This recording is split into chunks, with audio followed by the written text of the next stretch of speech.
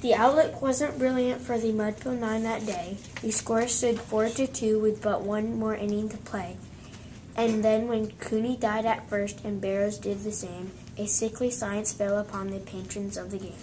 A straggling few got up to go in deep despair. The rest clung to that hope which springs eternal in the human breast. They thought if only Casey could get but a whack at that, we'd put up even money now with Casey at the bat. Come on! But Flynn preceded Casey, as did also Jimmy Blake, and the former was a lulu, and the latter was a cake. So upon that stricken multitude grew melancholy sat, for there seemed but a little chance of Casey's getting to the bat. But Flynn let drive a single to the wonderment of all, and Blake the much despised toward the cover of the ball. And when the dust had lifted, and men saw what had occurred, there was Johnny safe at second, and Flynn a hugging third. And then from 5,000 throats and more there rose a lusty yell. It rumbled through the valley, it rattled in the dell, and it pounded on the mountain and recoiled upon the flat, for Casey, mighty Casey, was advancing to the bat.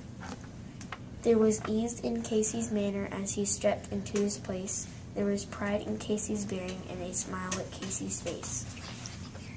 And then, responding to the cheers, he lightly doffed his hat. No stranger in the crowd could doubt 'twas Casey at the bat. 10,000 eyes were on him as he rubbed his hands with dirt. 5,000 tongues applauded when he wiped them on his shirt. Then while the writhing patriot ground the ball into his hip, defiance gleamed in Casey's eyes, a sneer curled Casey's lip. And now the leather-covered sphere came hurtling through the air, and Casey stood watching in it, haughty grandeur there. Close by the sturdy batsman, the ball unheeded speed.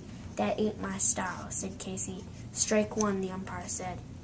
From the benches black with people there went up a muffled roar, like the beating of the storm waves on a worn and distant shore. Kill him! Kill the umpire! Shouted someone on the stand, and it's likely that they'd have killed him had not Casey raised his hand.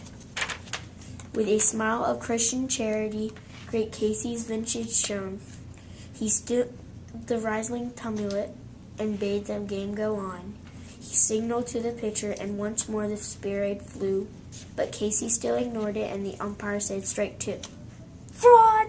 cried the maddened thousands, and the echo answered, "Fraud." But one scornful look from Casey, and the audience was awed. And they saw his face grow stern and cold, and they saw his muscles strain, for they knew that Casey wouldn't let that ball go again. The sneer was gone from Casey's lip, his teeth were clenched in hate. He pounds with cruel violence his bat upon the plate.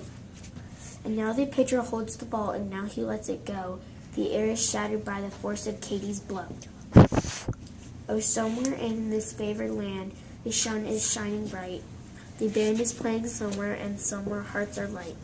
And somewhere men are laughing, and somewhere children shout. But there's no joy to Mudville. The mighty Casey has struck out.